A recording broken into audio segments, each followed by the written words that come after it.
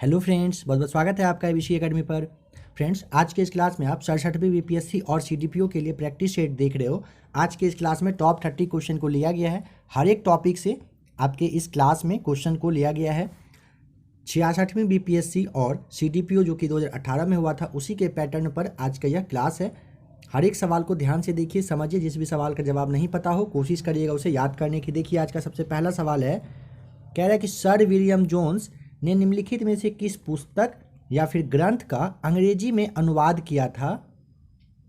Option number सी आपका यहाँ पे सही जवाब हो जाएगा, अभिज्ञान शकुंतलम। अगर आपसे पूछ ले कि यह कब करवाया गया था तो 1789 ईस्वी आपको ध्यान रखना है। देखिए, अभिज्ञान शकुंतलम जो एक नाटक है जिसे किसने, कालिदास की ये रचना है, ठीक है। और एक बात सर विलियम जोन्स के बारे में ध्यान देंगे, पहले भी आपको बताया जा चुका था।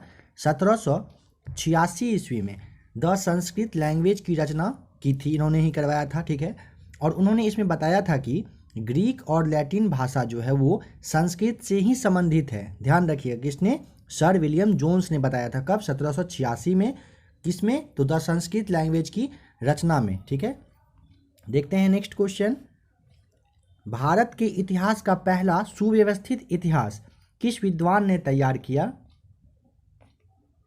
ऑप्शन नंबर आपका यहाँ पे देखिए, विंसेंट ऑथर जो है, ऑप्शन नंबर बी आपका यहाँ पे सही जवाब हो जाएगा। इन्होंने एक पुस्तक जिसका नाम था अर्ली हिस्ट्री ऑफ इंडिया, इनका एक पुस्तक है।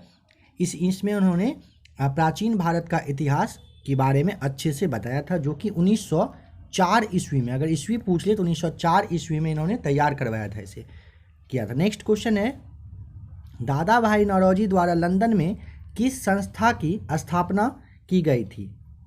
दादा भाई नौरोजी के द्वारा, तो देखिए वर्ष 1866 आपको ध्यान रखना है।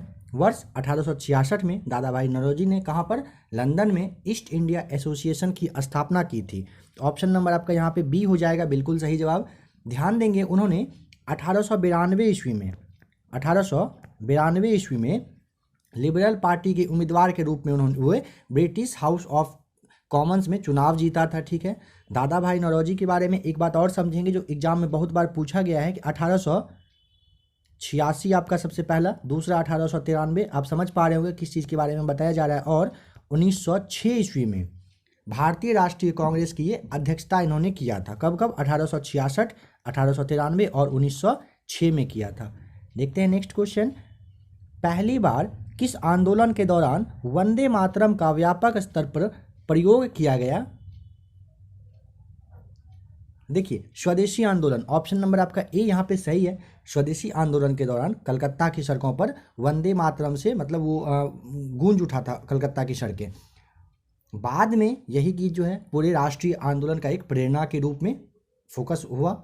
उसके बाद बंग भंग के बाद स्वदेशी आंदोलन की शुरुआत हुई थी। और वंदे मातरम के बारे में एक बात और आपको पता ही होगा कि रचना इसकी किसने की, तो बंकिम चंद्र चटर्जी। और अगर ईस्वी पूछ ले तो 1876 में की गई थी। देखते हैं नेक्स्ट क्वेश्चन।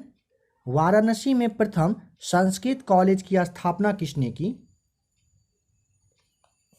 तो ऑप्शन नंबर आपका यहाँ पे ए सही जवाब हो जाएगा, जोनाथन डंकन। अगर पूछे कि कब, तो 1791 ईस्वी में हिंदू कानून और दर्शन के अध्ययन के लिए वाराणसी में संस्कृत कॉलेज की स्थापना की गई थी। और ध्यान देंगे कि इन्हें, जोनाथन डंकन को 1795 में, इसके मात्र 4 साल के बाद यानी 1795 में जोनाथन डंकन को यहाँ के बम्बई के गवर्नर के रूप में उन्हें पद दिया गया था, ठीक है। देखते हैं नेक्स्ट क्वेश्चन। इनमें से कह रहा है कि बिहार का कौन सा क्षेत्र जूट एवं मखाना दोनों के लिए प्रसिद्ध है, बताना है। तो ऑप्शन नंबर ए हो जाएगा, उत्तर पूर्वी बिहार। समझेंगे, उत्तर पूर्व जो बिहार का जिला है, जैसे में कि पूर्णिया, सहरसा, कटिहार है, फिर आपका अररिया हो जाएगा, मधेपुरा है, सुपौल है, ये सारे ज़िले जो हैं जूट और मखाना की खेती के लिए काफ़ी फेमस है, काफ़ी बड़ा एरिया है उसके लिए। और बिहार के मखाने को जीआई टैग देने की जो ये होता है प्रोसेस है, वो भी चल रहा है। बहुत जल्द आपको पता चलेगा कि बिहार के मखाने को जीआई टैग मिल गया। ध्यान रखेंगे, ऑप्शन नंबर आपका यहाँ पे ए सही जवाब हो जाएगा। नेक्स्ट क्वेश्चन है, चूना पत्थर का भंडार बिहार के किस जिले में सर्वाधिक है। ऑप्शन नंबर सी हो जाएगा रोहतास। रोहतास में चूना पत्थर का अगर कुल भंडारण आपसे पूछ ले, यह भी आपसे पूछ सकता है, तो 210.8 मिलियन टन है। ध्यान रखिएगा 210.85 मिलियन टन लगभग इसके यहीं आसपास उसका वो आंकड़ा आया है। नेक्स्ट क्वेश्चन देखते हैं। कह रहा है कि महानंदा एवं बागमती के बीच नदी समूह स्थित है। फ्रेंड्स, अगर आपने अभी तक प्ले लिस्ट में आकर नहीं देखा है तो आप एक बार जरूर देख लीजिएगा, काफ़ी सारा प्रैक्टिस सेट अपलोड किया जा चुका है। देखिए इसका सही जवाब क्या हो जाएगा, option number C, Mechi, Kosi और कमला। ध्यान देंगे महानंदा जो है ये उत्तर बिहार में बहने वाली ये सबसे पूर्वी नदी है, ठीक है। बागमती से महानंदा के बीच का अगर पूछता है, कहाँ से, बागमती और महानंदा के बीच के मध्य में, तो कमला, कोसी और मेची नदी आती है, ये ध्यान रखेंगे आप। अगर पूछ ले उत्तर बिहार की सबसे पश्चिमी नदी, तो घाघरा, जिसे कि आप सरयू के नाम से जानते हैं, घाघरा नदी है उत्तर बिहार की सबसे पश्चिमी नदी, ठीक है। देखते हैं नेक्स्ट क्वेश्चन। ग्रीष्म ऋतु में पूर्वी भारत में चलने वाली तीव्र एवं आर्द्र हवाओं को केरल में किस नाम से जाना जाता है। ऑप्शन नंबर आपका यहाँ पे बी हो जाएगा, आम्र वर्षा। देखिए समझेंगे, ग्रीष्म ऋतु में पूर्वी भारत में चलने वाली तीव्र और आर्द्र हवाओं को केरल में आम्र वर्षा, और पूर्वी भारत में अगर पूछता है तो नार्वेस्टर के नाम से जाना जाता है। कर्नाटक में इन्हें कॉफ़ी वर्षा और पश्चिम बंगाल में काल वैशाखी के नाम से जानते हैं। ऑप्शन आपका यहाँ पे बी हो जाएगा, बिल्कुल सही। नेक्स्ट क्वेश्चन है, भारत का पहला परमाणु रिएक्टर निम्नलिखित में से कौन सा है। देखिए सबसे पहले जान लीजिए कौन सा है, तो तारापुर आपका जो कि महाराष्ट्र में है, यह सबसे पहला है। तो यहाँ पर तो ऑप्शन आपका नहीं दिया हुआ है, तो ऑप्शन नंबर आपका ई हो जाएगा। समझेंगे अगर स्थापना पूछ ले तारापुर की कब हुई थी, तो 1969 में की गई थी। जबकि भारत का दूसरा परमाणु रिएक्टर कौन सा है, तो रावत भाटा हो जाएगा, जो कि कहाँ पर, राजस्थान में है। ध्यान देंगे काफ़ी वीवीआई है, ठीक है, राजस्थान के कोटा के पास है। अगर दूसरा आपसे पूछता है, जैसे यहाँ पे देखिए काका पारा दिया हुआ है, ये काकरा पारा होता है, तो ये गुजरात में है, ठीक है, शॉर्ट में यहाँ पे गुजरात लिखा जा रहा है, देख लीजिएगा। उसके बाद जैसे यहाँ पे आपका है नरौरा, तो ये आपका उत्तर प्रदेश में है, पहले भी यह सवाल बताया जा चुका है। और अगर कैगा पूछता है तो कैगा कर्नाटक में है, ये ध्यान रखिएगा, ठीक है। तो अभी चारों आपको बता दिया गया। सबसे पहला कौन सा, तो तारापुर जो कि महाराष्ट्र में है, स्थापना 1969 में किया गया था। और एक दो जान लीजिए, जैसे कलपक्कम है और ये कूडनकुलम करके है, तो ये दोनों कहाँ पर, तमिलनाडु में है, यह भी ध्यान रखिएगा। ये सारे भारत के परमाणु रिएक्टर है, काफ़ी मतलब प्रमुख परमाणु रिएक्टर है। नेक्स्ट क्वेश्चन है, संविधान के मूल ढांचे का सिद्धांत प्रतिपादित किया गया। ऑप्शन नंबर डी हो जाएगा, केशवानंद भारती केस में।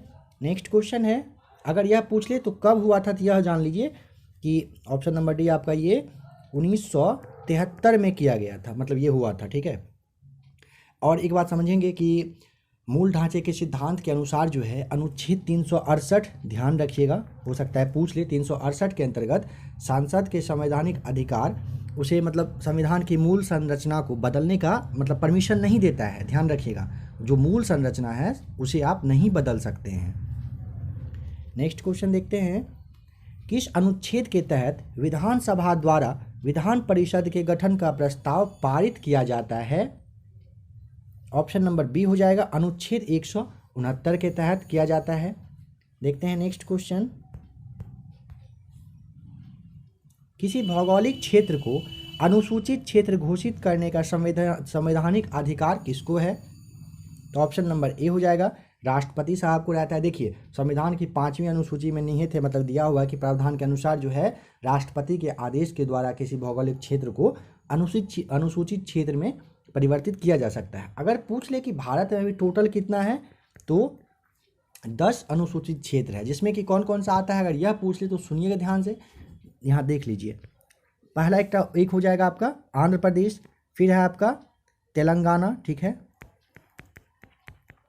तेलंगाना, फिर आपका हो जाएगा झारखंड, फिर है आपका छत्तीसगढ़, उसके बाद आपका हो जाएगा गुजरात, फिर है राजस्थान, हिमाचल प्रदेश, मध्य प्रदेश और महाराष्ट्र, और एक आपका यहाँ पे कौन सा बच रहा, हाँ एक आपका हो जाएगा ओडिशा, ध्यान रखिएगा, ठीक है। ये सारे क्या है, अनुसूचित क्षेत्र हैं, जो कि वर्तमान भारत में 10 राज्य हैं, ठीक है, जो अनुसूचित क्षेत्र में आते हैं। नेक्स्ट क्वेश्चन है अनुच्छेद 143, यानी कि जो राष्ट्रपति को निम्नलिखित में से कह रहा है किसके साथ परामर्श करने की शक्ति प्रदान करता है। काफ़ी ज़्यादा इजी क्वेश्चन है, आपको पता ही होगा।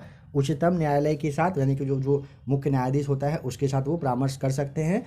बट ये जान लीजिए कि वहाँ पर जो कोई निर्णय लिया जाता है, अगर वो लोग सुझाव एक दूसरे मतलब वो दे रहे हैं, तो राष्ट्रपति, ऐसा नहीं है कि राष्ट्रपति को वो मानना ही पड़ेगा, वो डिपेंड करता है राष्ट्रपति माने या फिर नहीं माने, बस वो उनको अपना ओपिनियन बता सकते हैं। नेक्स्ट क्वेश्चन है निम्नलिखित में से कौन सा एक लोकसभा का सर्वाधिक बड़ा निर्वाचन क्षेत्र है जो कि क्षेत्रफल के आधार पर है, ये ध्यान दीजिएगा।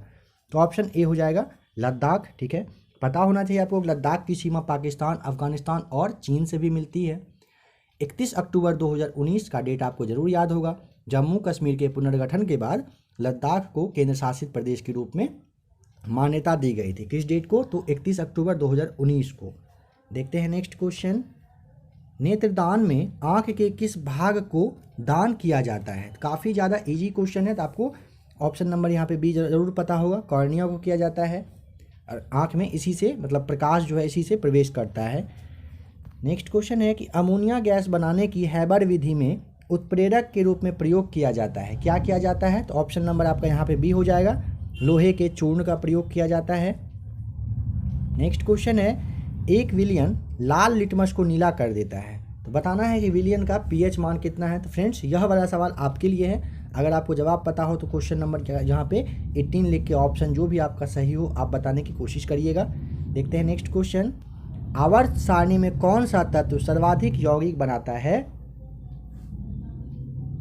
ऑप्शन नंबर डी हो जाएगा, कार्बन जो है ये सबसे ज़्यादा यौगिक बनाता है। नेक्स्ट क्वेश्चन, सोडियम धातु का संग्रहण किसमें करना चाहिए? तो सोडियम धातु का जो संग्रहण है वो मिट्टी के तेल में किया जाना चाहिए, तो ऑप्शन नंबर आपका यहाँ पे ई हो जाएगा सही जवाब। नेक्स्ट क्वेश्चन है भारत के कृषि मंत्रालय द्वारा मई 2021 में जारी किए गए आंकड़े के अनुसार वर्ष 2020-21 में देश में खाद्यान्नों का कुल उत्पादन लगभग कितना रहा, आपको बताना है। तो ऑप्शन नंबर आपका यहाँ पे बी हो जाएगा सही जवाब, 305 मिलियन टन। ध्यान देंगे कृषि मंत्रालय ने कब? तो 25 मई, ध्यान रखिएगा डेट, 25 मई 2021 को एक आंकड़ा पेश किया जिसके अकॉर्डिंग 2020-21 में देश में कुल खाद्यान्न 305.44 मिलियन टन के रिकॉर्ड स्तर पर मतलब रहने का अनुमान लगाया है। देखते हैं नेक्स्ट क्वेश्चन। भारत में 29 जून को राष्ट्रीय सांख्यिकी दिवस घोषित किया गया है, आपको बताना है कि यह दिन जो है किसका जन्म दिवस होता है। ऑप्शन नंबर ए हो जाएगा, पीसी महालनोबिस हो जाएगा सही जवाब। देखिएगा 29 जून को राष्ट्रीय सांख्यिकी दिवस के रूप में इन्हीं के नाम पर मनाया गया है क्योंकि उनका ये जन्म दिवस है उस दिन। वर्ष 2021 के लिए जो सांख्यिकी दिवस का जो थीम था वो सतत विकास लक्ष्य 2 था, सतत विकास लक्ष्य 2 था, ठीक है। देखेंगे कि इसके अकॉर्डिंग भूखमरी की समाप्ति, खाद्य सुरक्षा प्राप्त करना, बेहतर पोषण, टिकाऊ कृषि को काफ़ी ज़्यादा मतलब आगे बढ़ाने के लिए ये आधारित था इस पर। 2021 का जो सतत विकास लक्ष्य 2 था।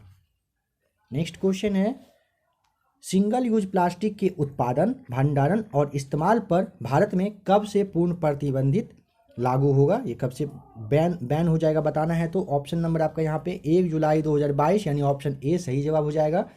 केंद्रीय पर्यावरण, वन एवं जलवायु परिवर्तन जो मंत्रालय है उन्होंने एक ही बार मतलब इस्तेमाल किए जाने वाले प्लास्टिक उत्पादन, आयात, वितरण, बिक्री इन सब को रोक लगाने के लिए 1 जुलाई 2022 से पूर्ण प्रतिबंध इस पर लगा दिया है। भारत सरकार 2022 तक सिंगल यूज प्लास्टिक के जो भंडारण हो चुका है उसको समाप्त मतलब खत्म करने के लिए एक्टिव है अभी, मतलब कहीं एक लक्ष्य रखा गया है कि 1 जुलाई 2022 तक पूरा खत्म कर लिया जाए और उसके बाद से ये बैन हो जाएगा।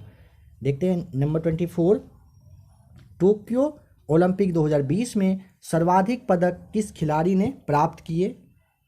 ऑप्शन नंबर आपका ए हो जाएगा, एम्मा मैक्यून। ध्यान रखेंगे 4 स्वर्ण पदक, ध्यान देंगे 4 यानी कि गोल्ड के बारे में बता रहे, 4 गोल्ड मिला है और 3 कांस्य पदक प्राप्त करके, यानी टोटल 7 पदक मिला है इनको, एम्मा मैक्यून को, जो कि ऑस्ट्रेलिया की एक तैराक है। ध्यान रखिएगा कहाँ के हैं, तो ऑस्ट्रेलिया,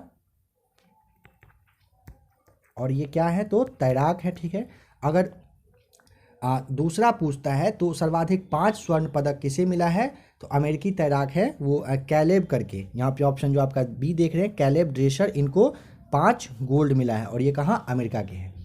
देखते हैं नेक्स्ट क्वेश्चन नंबर 25 है, भारत का पहला ट्रांसजेंडर कम्युनिटी डेस्क किस शहर में स्थापित किया गया है, तो ऑप्शन नंबर आपका यहाँ पे ए हो जाएगा सही जवाब, हैदराबाद में। देखिए तेलंगाना का जो एक जगह है ये गाची बोबली करके है पुलिस स्टेशन, यहाँ पे साइबराबाद पुलिस द्वारा भारत का पहला ट्रांसजेंडर कम्युनिटी डेस्क लॉन्च किया गया, तो ऑप्शन ए आपका यहाँ पे सही हो जाएगा। नेक्स्ट क्वेश्चन है, भारत के सबसे बड़े किडनी डायलिसिस अस्पताल का उद्घाटन किस राज्य या फिर केंद्र शासित प्रदेश में किया गया है, ऑप्शन नंबर डी हो जाएगा, दिल्ली में किया गया है। लगभग 500 मरीजों का हर दिन डायलिसिस किया जाता है।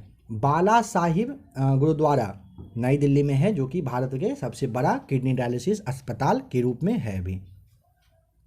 नेक्स्ट क्वेश्चन है, हाल ही में किस राज्य के प्रसिद्ध सफ़ेद प्याज और वाडा कोलम चावल को जीआई टैग प्रदान किया गया है, ऑप्शन नंबर बी हो जाएगा, महाराष्ट्र सही जवाब। नेक्स्ट क्वेश्चन है, निम्नलिखित में इंजीनियर्स इंडिया लिमिटेड की पहली महिला अध्यक्ष कौन बनी है, ऑप्शन नंबर सी सही जवाब हो जाएगा, वर्तिका शुक्ला बनी है। ठीक है, वे कंपनी की जो पहली महिला अध्यक्ष और प्रबंध निदेशक हैं, उन्होंने 1 सितंबर, अगर डेट पूछ लेता है तो 1 सितंबर 2021 से कंपनी का जो होता है वो CMD बोलते हैं, उनका जो पदभार होता है वो ग्रहण कर लिए हैं ये। ठीक है, ऑप्शन नंबर सी आपका सही जवाब है। नेक्स्ट क्वेश्चन है, भारत निर्वाचन आयोग ने सभी मतदान केंद्रों को डिजिटल मैपिंग के लिए किस ऐप को लॉन्च किया है, तो ऑप्शन नंबर आपका यहाँ पे डी सही जवाब हो जाएगा कि गरुड़ नाम से है। ठीक है, गरुड़ ऐप। यहाँ पे ऑप्शन जो आपका ए है प्रूफ ऐप, ये क्या है, तो जम्मू कश्मीर के जो उपराज्यपाल मनोज सिन्हा के द्वारा वहाँ पर शासन प्रणाली में अच्छे से पारदर्शिता जिसे कहते हैं कि जवाबदेही होना चाहिए सही से, उसके लिए इस ऐप को लॉन्च किया है।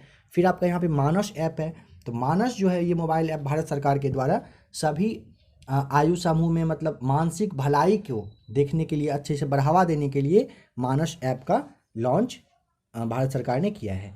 आज का लास्ट क्वेश्चन है, टोक्यो पैरालंपिक 2020 में सर्वाधिक पदक किस देश ने प्राप्त किया, देखिए ऑप्शन नंबर बी हो जाएगा, चीन ने किया है। टोक्यो पैरालंपिक 2020 में सर्वाधिक पदक चीन ने कितना, तो 207 किया है, जिसमें कि 96 जो है वो स्वर्ण है यानी कि गोल्ड है, और आपका ये रजत है 60, आपका बच रहा है फिर यहाँ पे 51, तो 51 आपका हो जाएगा कांस्य पदक चीन को मिला है। ठीक है, भारत को कितना मिला है अगर पूछ ले तो टोटल भारत को मिला है 19, जिसमें कि आपका गोल्ड है आपका 5, ठीक है 5 आपका स्वर्ण है, 8 आपका रजत हो जाएगा, और 8 5 13 होगा, 6 बच रहा है तो 6 आपका कांस्य हो जाएगा। भारत को टोटल कितना 19 पदक मिला है। तो फ्रेंड्स आशा करता हूँ टॉप 30 क्वेश्चन आपके 67 BPSC और CDPO जिसका कि एग्जाम डेट 6 फरवरी को फिक्स किया गया है, उसके लिए आपने प्रैक्टिस सेट देखा। आशा करता हूँ क्लास अच्छा लगा होगा। अच्छा लगे तो आप एक बार चैनल के प्लेलिस्ट में आकर देख लीजिएगा, काफ़ी सारा प्रैक्टिस सेट अपलोड किया जा चुका है, अभी और भी काफ़ी सारा प्रैक्टिस सेट आपके लिए आएगा। ऐसे ही फ्रेंड्स बने रहिए ABC एकेडमी के साथ, अपना प्यार देते रहिए। वीडियो देखने के लिए आपका बहुत बहुत थैंक्स।